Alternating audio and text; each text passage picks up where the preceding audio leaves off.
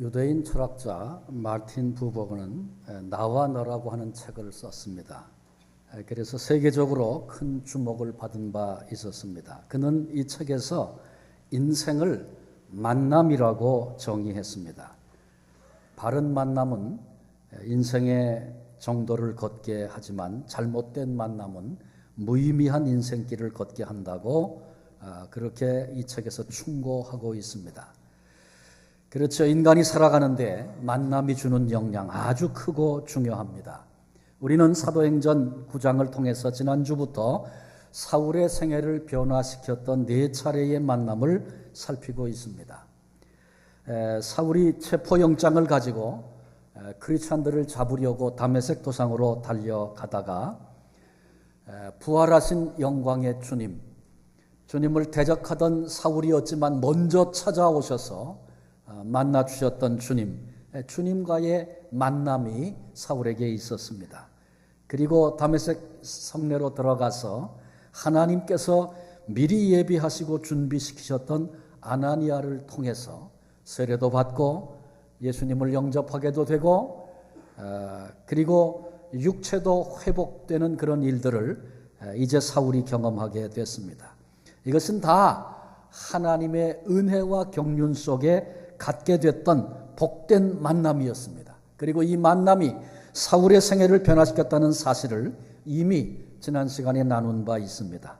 오늘은 사울의 생애에 커다란 영향을 주었던 나머지 2가지 만남에 대해서 함께 살피면서 주시는 은혜를 나누려고 합니다. 먼저 사울과 대적자들과의 만남을 생각하려고 합니다. 누가의 기록에 의하면 사울은 다메섹에서 주님을 영접하고 그리스도인이 되었을 뿐만 아니라 즉각 회당에서 예수가 하나님의 아들이시라고 전파하는 일을 시작을 했습니다. 사울이 다메섹에 온 목적이 뭔가요? 다메섹에 거주하는 유대인들 가운데 예수 믿는 사람을 잡으려고 대제사장으로부터 체포영장을 받아가지고 달려온 것 아닙니까? 그랬던 사울이 하나님의 부르심을 받아 예수님을 만나고 나서 즉시 다메섹에서 전도 활동을 시작한 것입니다. 당시에 다메섹에 살고 있던 많은 사람들, 이미 사울이 그곳에 왜 왔는지 그 목적을 다 알고 있었습니다. 그런데 사울이 바로 그곳에서부터 전도를 시작했다는 것, 결코 쉬운 일이 아니라는 것 느낄 수 있습니다. 우리도 마찬가지입니다. 우리가 전도하기 가장 자신 없는 곳이 어디라고 생각하십니까? 나의 결점을, 나의 과거를, 나의 약점을 빤히 알고 있는 사람들에게 전도하는 거 얼마나 어려운 일입니까? 그래서 가족들 전도하는 게 쉽지 않고요. 자기 오랫동안 살던 동네에서 전도하는 거 쉽지 않은 일입니다. 차라리 모르는 사람에게 선교지에 나가서 한 번도 본 적이 없는 처음 만난 사람에게 복음을 전하는 것은 어떠면 담대하게 용기 있게 할 수 있는 일인지 모르겠어요. 그러나 나의 약점을 잘 알고 나의 수치를 잘 아는 사람에게 예수 믿어야 한다고 말하는 것, 그것이 어찌 쉽겠습니까? 그런데 사울은 다메섹에서 즉시 전도를 시작합니다. 사울이 무엇을 전했습니까? 2가지인데 먼저 20절에는 예수가 하나님의 아들이심을 전파했다 그랬어요. 다메섹 동상에서 자기를 만나주신 예수님, 그분이 하나님의 아들이라고 전하기 시작한 것입니다. 예수님께서 이 땅에 계실 때 대제사장들 앞에서 자신이 하나님의 아들이심을 인정했습니다. 그때 그들이 옷을 찢을 정도로 분개했다는 사실을 압니다. 그런 분위기 속에 살던 사람이 사울인데 그가 이제 예수가 하나님의 아들이시라고 그렇게 전하기 시작한 것입니다. 그리고 2번째는 22절에 예수를 그리스도라 증언했습니다. 그리스도는 다른 말로 얘기하면 메시아입니다. 메시아. 하나님의 저주를 받아 나무에 달려 죽은 예수. 결코 메시아일 수 없다. 이게 유대인들이, 종교자들이 내린 결론입니다. 아니, 그런 결론을 얻기 위해서 예수님을 십자가에 못 박도록 그렇게 의도했던 사람들입니다. 그런데 사울이 이제 일어나 예수가 그리스도라고 증언하기 시작한 것입니다. 자, 이 같은 사울의 증언을 듣고 다메섹 사람들의 반응은 어땠습니까? 크게 두 가지였습니다. 다메섹에 있는 유대인들이 두 가지로 반응했는데, 첫째가 놀랐다는 것입니다. 21절에 듣는 사람이 다 놀라 말하되 이 사람이 예루살렘에서 이 이름을 부르는 사람을 멸하려던 자가 아니냐, 여기 온 것도 그들을 결박하여 대제사장들에게 끌어가고자 함이 아니냐 하더라. 그들이 놀라서 사울의 과거를 언급하면서, 그가 여기 왜 왔는데 어떻게 그가 자기 입을 열어서 예수를 증언할 수 있는가? 이 같은 청중들의 놀람은 사울의 회심에 대한 긍정적인 반응 아닙니다. 사울에 대해서 부정적으로 반응하고 사울에 대해서 반감을 가지고 하는 말들입니다. 그런데 이상한 것은 22절에 보니까 사울은 힘을 더 얻어 예수를 그리스도라 증언하여 다메섹에 사는 유대인들을 당혹하게 하니라. 유대인들은 크게 반발하고 사울을 침묵시키려고 옛날 그가 여기 왜 왔는지 그런 것들 과거에 대해서 언급하면서 말을 못하도록 그렇게 막고 있는데, 오히려 사울은 그러면 그럴수록 힘을 더 얻었다고, 그래서 예수 그리스도를 증거했다고 그렇게 본문이 말하고 있습니다. 사울의 입장에서 한번 생각해 보십시오.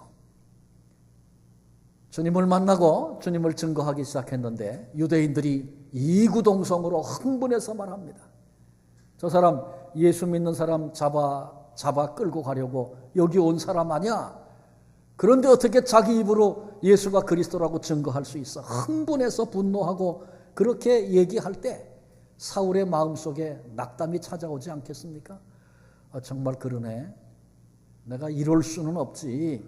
내가 예수 믿는 사람 잡아 죽이고 그 일에 앞장서고 내가 한 일이 얼마나 많은데 이제 와서 내가 예수를 그리스도라고 증언할 수 있겠나? 근데 사울은 그렇게 생각하지 않고 포기하지 않고 주저앉지 않았습니다. 본문이 기록해 주고 있는 대로 오히려 힘을 더 얻어서 그리스도를 주라고 증언하고 있습니다. 이상한 일이죠. 두 번째로 거기 있던 유대인들의 반응은 사울을 죽이려고 했다는 것입니다. 놀라움이 긍정적으로 이어지면 존경하게 되고 그 사람을 따르게 됩니다. 근데 놀라움이 부정적으로 이어지면 무서운 반발이 생기기 마련입니다. 23절에 사울을 죽이기로 공모하더니 24절에 그를 죽이려고 밤낮으로 성문까지 지키거늘 29절에 그 사람들이 죽이려고 힘쓰거늘. 아주 짧은 본문 속인데 세 번씩이나 사울을 죽이겠다고 모여서 의논을 하고 결정을 하고 행동을 하고 그렇게 반응하고 있는 유대인들의 모습을 본문이 말하고 있습니다. 사울은 사실 핍박자였습니다. 근데 핍박자가 만남을 통해서 전도자로 변했습니다. 사울은 사냥꾼이었습니다. 예수 믿는 사람 잡아서 끌고 가려고 했던 사냥꾼과 같은 사람이었습니다. 그런데 이제 그가 무리들 앞에 사냥감이 되고 말았습니다. 이제는 핍박의 대상이 됐고 이제는 제거의 대상이 된 것입니다. 그런데도 사울이 힘을 얻어 주님을 증거했다.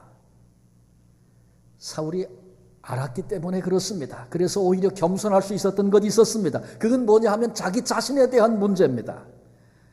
되돌아보니 자기 자신은 하나님께서 베풀어 주었던 가장 큰 사랑을 거절했던, 하나님을 대적했던, 하나님과 원수되었던, 복음과 원수되었던 그런 사람이었습니다. 그러면서 오히려 착각하기를 이것이 하나님을 사랑하는 것이다. 이것이 하나님을 높이는 것이다. 이것이 하나님의 영광을 지키는 일이다. 그렇게 생각했습니다. 그런데 이제 내가 입을 열어서 그리스도라고, 예수께서 그리스도시라고 증거하니 그들이 나를 죽이려고 하는 것 당연한 거다. 내가 율법의 종이 되고 복음에 대하여 눈이 닫혀서 하나님의 사랑을 알지 못할 때 나도 그들을 죽이려고 했는데 눈이 닫혀 율법에 매여 있는 어두움에 속해 있는 그들이 알지 못하니 나를 죽이려고 하는 것 당연한 거 아닌가? 나도 그랬는데. 이것이 사울이 갖게 된 생각입니다. 그래서 유대인들의 반응을 보면서 분노한다든지 절망한다든지 그러지 않았습니다. 오히려 그는 나 같은 것을 주님을 대적하고 주님의 마음에 못질을 해드렸던 그런 나 같은 것을 주님이 찾아와 만나주시고 나를 사명자로 삼아주셨다니, 나 같은 것이 이제는 주님을 위해서 핍박을 받을 수 있다니, 이렇게 생각하고 나니 이 모든 것이 다 너무나 귀한 은혜고 영광으로 느껴졌습니다. 그러니 더욱 힘을 얻어 담대히 증언할 수 있었던 것입니다. 사울이 주님을 만나자 즉시 전도했죠. 전도를 시작하자마자 현장에서 대적자를 만납니다. 대적자들로부터 핍박이 바로 시작이 됐습니다. 이렇게 시작된 핍박이 사울의 전생에 통해서 유대인이면 유대인, 이방인이면 이방인 모두에게 미움을 받고 쫓김을 당하고 음모의 대상이 되었던 그런 삶을 살게 됩니다. 그리고 그가 로마에서 죄수의 몸으로 생을 마칠 때까지 반대와 핍박이 점점 더 거세어 갔다는 사실을 우리는 성경을 통해서 알고 있습니다. 그러나 사울은 그리스도를 위하여 고난당하는 것을 특권으로 여겼습니다. 그리고 기꺼이 그 길을 가기로 결단한 것입니다. 우리도 그래야 합니다. 디모데후서 3장 12절에 무릇 그리스도 예수 안에서 경건하게 살고자 하는 자는 박해를 받으리라. 성경은 우리에게 우리가 예수 그리스도 안에서 경건한 삶을 추구하고 진리를 따라 인생을 살면 세상으로부터 박해가 오는 건 당연한 것이라고 그렇게 말씀하고 있습니다.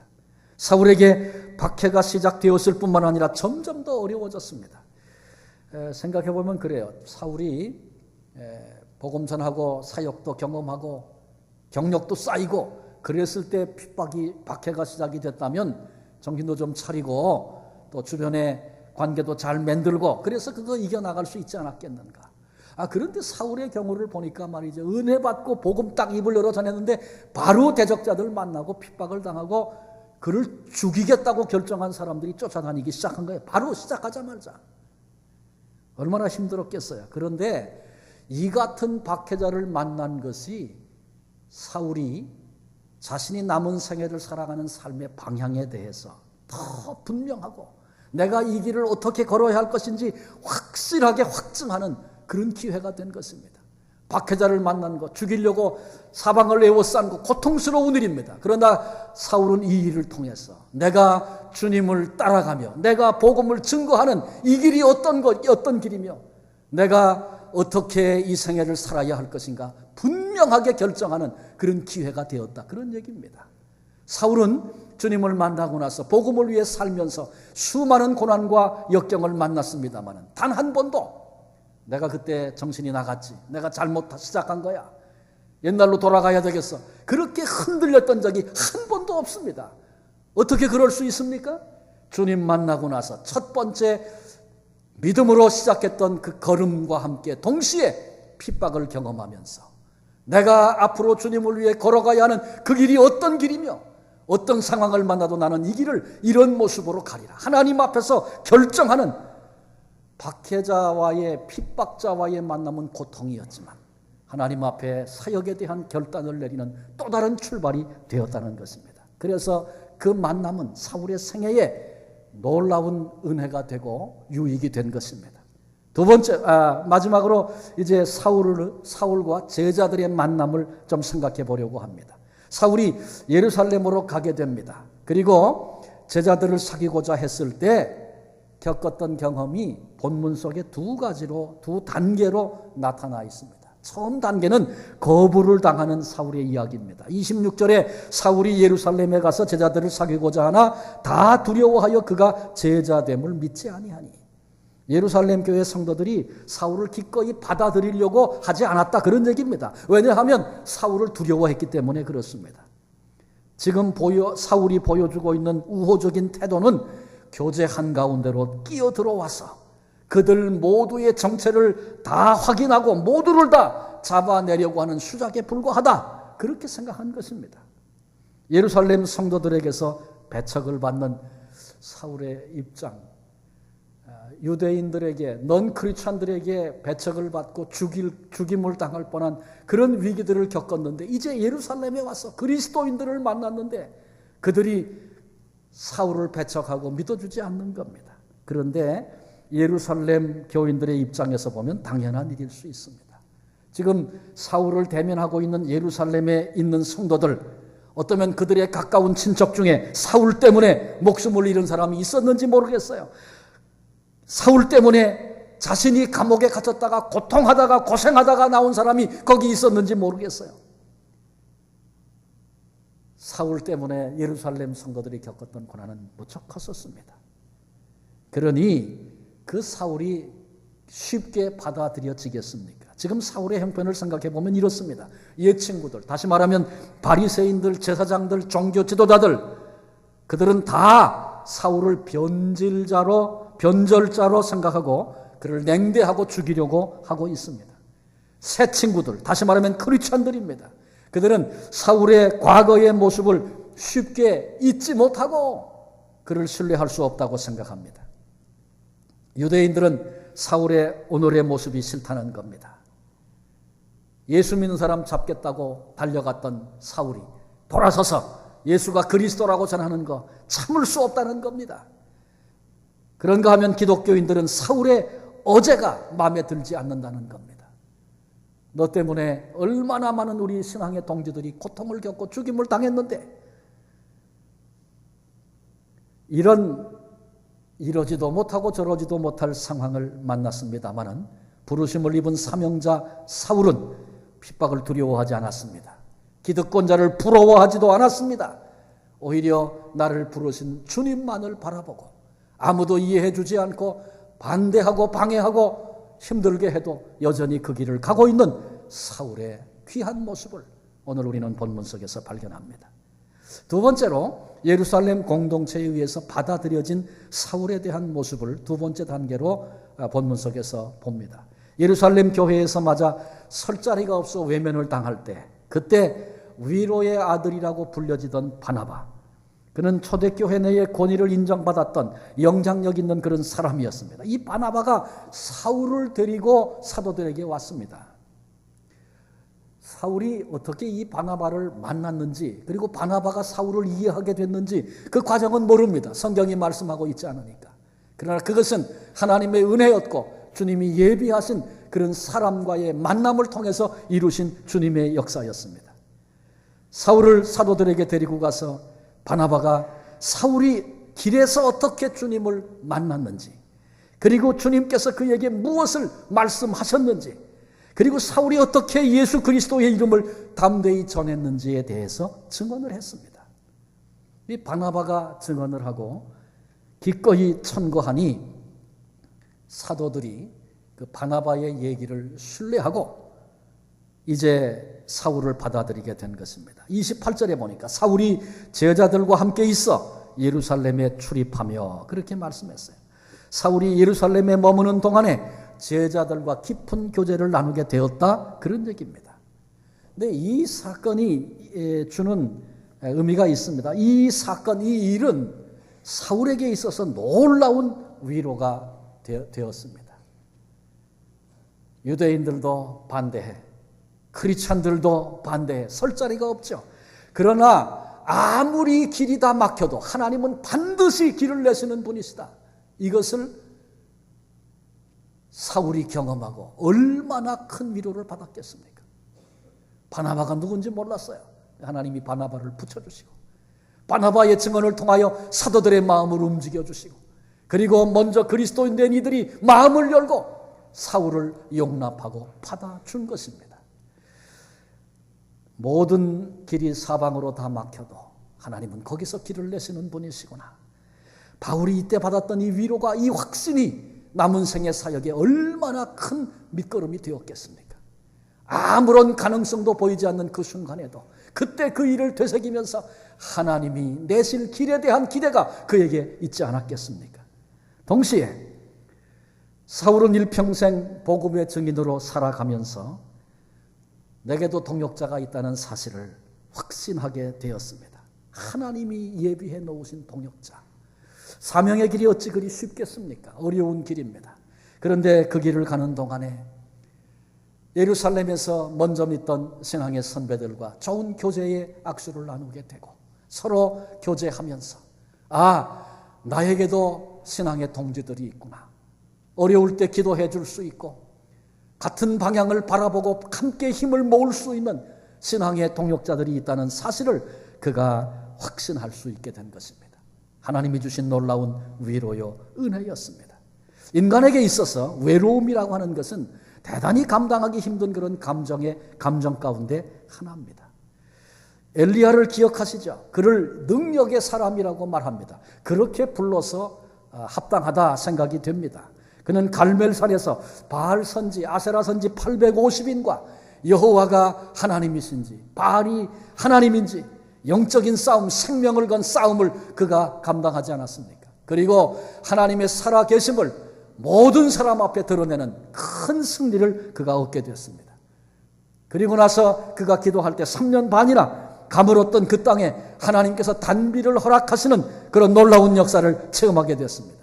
그리고 이 모든 일들을 아합 왕 앞에서 행했습니다. 엘리야에게는 큰 기대가 있었습니다. 반드시 이 나라가 달라질 것이다. 왜? 아합 왕 앞에서 하나님의 살아계심을 하나님이 나타내셨고, 그리고 가물게도 하시고 비를 주시는 분, 그분이 여호와이신 것을 보게도 하셨으니 아합 왕이 달라질 거다. 이 나라가 달라질 거다. 그렇게 기대했습니다. 그러나 조금도 달라지지 않았습니다. 이튿날 이세벨을 통해서 증오의 찬 협박을 듣게 되었을 때 거인이었던 엘리야가 그대로 주저앉았습니다. 그리고 절망에 빠졌습니다. 부엘세바로 도망을 가 광야길에 로뎀나무 그늘에서, 더 나아가 호렙산 동굴에서 하나님 앞에 이렇게 절규합니다. 나만 혼자 남았나이다. 나도 불러가 주세요. 죽기를 자청했습니다. 그때 하나님께서 엘리야를 다루시는데, 야 이놈아, 네가 그럴 수가, 그렇게 나약해져 가지고 무슨 일을 하겠니? 하나님이 그렇게 다구치지 않으셨어요. 나만 혼자 남았다고. 이 외로움의 자리에서 어쩔 줄 몰라 하고 있는 엘리야를 하나님께서 다루시는데, 엘리야야, 내가 바알에게 무릎 꿇지 않은 7,000인을 남겨두었단다. 이같이 말씀하시면서 엘리야를 위로하십니다. 신앙을 위해서 너 혼자 몸부림치고 너 혼자 이 고통의 자리에 서 있는 게 아니다. 이 캄캄하고 어두운 세대 속에서 바른 믿음을 지켜보겠다고 생명을 걸고 씨름하고 있는 바알에게 무릎 꿇지 않는 7,000인이 여기 있다고 하나님이 그 7,000인에 대한 사실을 알리시면서 엘리야를 위로하셨습니다. 본문의 사울 제자들과의 만남을 통해서 걸어가야 할 십자가의 길, 그 길을 홀로 걷는 것이 아니고 신앙의 동지들과 함께 이 길을 걸어가게 될 것을 저가 기대하고 소망하게 되었고, 더 나아가 그 길에 주님이 친히 함께 하신다는 사실을 나타내 보여주신 것입니다. 우리도 마찬가지입니다. 우리들이 걸어가고 있는 신앙길, 인생길, 인생을 광야와 같다고 얘기합니다. 그래서 그 광야 한가운데는 수많은 뜻밖의 난관과 고난들이 우리를 기다리고 있습니다. 힘들고 외롭고 고통스러운 순간들이 많이 있습니다. 그 길은 결코 평탄한 길이 아니고 산천경계 유람하는 그런 길이 아니고 고난과 두려움과 절망이 예고 없이 찾아오는 그런 길입니다. 그런데 그 길을 주님이 함께 하시고 미리 예비하고 준비하셨던 사람을 붙여도 주시고, 사울이 그랬던 것처럼 성령께서 도와주셔서 핍박도 영광으로 이해하고 볼 수 있는 그 눈을 열어주시고 결국은 이 길을 우리로 승리로 걷게 하실 것입니다. 사도행전 9장에 나타난 사울이 체험한 4가지의 만남을 우리가 2시간에 걸쳐서 함께 살폈습니다. 이 만남은 사울의 남은 생에 부르심을 입은 사역의 길 걸어감에 있어서 큰 영향을 주었습니다. 주님을 대적했고 원수와도 같은 그런 자신을 주님이 친히 먼저 직접 찾아오셔서 만나 주셨습니다. 아나니아라고 하는 만나본 적도 없는, 들어본 적도 없는 그런 사람을 하나님께서 미리 예비해 두셨다가 주님을 만나고 앞을 볼 수 없고 어쩔 줄 몰라 하고 내 인생은 어떻게 되는 것인가, 그렇게 흔들리고 있는 사울을 아나니아 준비하신 아나니아 만나게 하심으로 하나하나 인도함을 받게 하시고 눈도 뜨게 하시고 세례도 받고 신앙도 고백하고 예수님도 영접하고 사명이 무엇인가 다시 확인하는 그런 시간들을 갖게 됐습니다. 그리고 제자들과의 만남, 처음부터 쉬웠던 것은 아니었지만 하나님의 은혜로 그 만남이 복된 만남이 되었고 혼자가 아니라 함께 이 길을 가고 있다는 사실을 주 안에서 확인할 수 있는, 모든 길이 다 닫혀도 그때에 하나님의 일을 위하여 그 길을 내시는 그 하나님의 역사를 경험하게 하셨습니다. 심지어는 대적자들과의 만남도 유익이 되게 하십니다. 부르심을 입은 그 길, 어찌 그 길이 쉬워서 그랬겠습니까? 너무나 힘들고 어려운 길이었지만 죽음의 고비를 수없이 넘기며 배신을 당하며 힘든 길을 걸었지만 흔들리지 않고 그 길을 걸어갈 수 있었던 것은 주님께서 부르시고 순종하여 복음 증거하기 시작했던 첫 사역에 만나게 하셨던 대적자들, 그를 죽이려고 했던 핍박자들을 바라보면서 하나님 앞에 내가 어떤 존재였는지를 다시 확인하고 나 같은 것을 부르셔서 사명자 삼으신 하나님 감사하고 주님 위에 내가 핍박을 받을 수 있었다는 것, 그것은 내게 영광이라고 고백하면서 그 은혜의 길을 그가 그렇게 걸어갈 수 있도록 하나님이 그 만남을 복된 만남이 되도록 해 주신 것입니다. 하버드 대학에 에드워드 할로웰이라고 하는 교수가 있는데 이분이 모든 사람에게는 중요한 두 가지 경험이 있다고 말을 했습니다. 그 하나가 성취고 또 다른 하나는 만남입니다. 이 두 가지는 인간의 삶에 있어서 가장 중요한 요소라고 설명을 합니다. 그러면서 현대인들은 점점 성취에 전력을 다한다는 거죠. 시간도 쏟고 관심도 쏟고, 그래서 편집적인 증상을 보이고 성취하기 위해서는 노예가 되어버리는 그런 삶을 산다는 것입니다. 그런가 하면 반면에 만남은 점점 더 고갈되고 있다. 에드워드 할로웰 교수는 이렇게 결론을 짓습니다. 성취라고 하는 것이 나쁜 것은 아니지만 성취로 결코 만남을 대치시킬 수 없다. 그는 그렇게 결론을 내렸습니다. 오늘 우리는 교회 공동체에 나와서 여기서 하나님을 예배하고 있습니다. 교회 공동체를 통해서 하나님과의 만남, 사람들과의 만남이 경험되고 이루어지는 것입니다. 만남이 점점 고갈되어가는 이 세상에서 이렇게 아름답고 행복한 만남을 경험하는 것은 놀라운 축복이 아닐 수 없습니다. 우리 교회가 지난주부터 멋진 향기를 시작했습니다. 게스트들과 섬김이들 10주간의 만남을 통해서 살아계신 주님을 경험하고 평생을 함께 걸어갈 신앙의 동지들을 만나는 축복을 누리게 될 것입니다. 우리 모두도 교회 공동체 안에서 하나님이 허락하신 모든 관계, 하나님이 허락하신 모든 기회를 통해서 복된 만남을 경험하고 누릴 수 있기를 바랍니다. 그래서 바울처럼 우리의 남은 생에 부르신 주님을 향해서 어떤 바람이 불어와도 흔들리지 않고 잘 걸어가 마침내 영광스러운 승리의 자리에 설 수 있는 복된 성도들 한 분 한 분 되어지시기를 주님의 이름으로 축원합니다. 기도하시겠습니다. 하나님, 우리가 인생을 사는 것, 이 길도 가고 저 길도 가고 우연히 이 사람도 만나고 저 사람도 만나는 것 같지만 우리의 생에 주권을 가지시고 이끄시고 인도하시고 길도 내시고 사람도 만나게 하시는 주권자 우리 주님을 찬송합니다. 여기까지 우리가 온 것은 주님의 간섭과 이끄심과 역사와 경륜과 계획과 섭리 속에 되어졌던, 우리는 알지 못하고 다 잊어버렸어도 그 은총 가운데 우리가 오늘 여기 서 있음을 다시 고백합니다.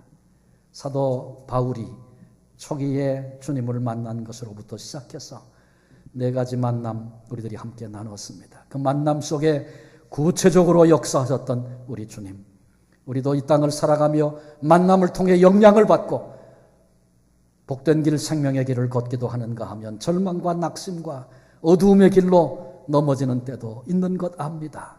주님, 우리의 생애 주의 손에 맡겨드립니다. 주인 되셔서 붙드시고 인도하시고 이끄셔서 사람이 할 수 없는 것 하나님은 하신다고 하셨는데 우리는 연약하고 부족해서 앞길을 내다볼 수 있는 지각이 둔하고 어리석어서 수없이 실패하고 실수하고 잘못된 길 선택할 때가 얼마나 많이 있었습니까? 주님 긍휼히 여기시고 우리의 눈을 여사 우리를 친히 인도하사 우리의 인생길에 동행해 주셔서 주님 원하시고 기뻐하시는 그 길을 바라보고 걸어갈 수 있는 만남을 통해 이 은혜를 누렸던 사울과 같은 그런 삶을 우리도 맛볼 수 있도록 주님 축복해 주옵소서. 오늘 지금 여기서 주께서 나를 불러 맡기신 그 사명이 무엇이며 나 같은 것에게 맡겨주신 사명 감사로 받아서 우리도 사울처럼 흔들리지 않고 이 생명의 길 걸어갈 수 있는 믿음의 장부들 다 되게 하여 주옵소서. 우리를 복된 은혜의 자리에 불러주신 예수 그리스도의 이름으로 감사하며 기도하옵나이다. 아멘.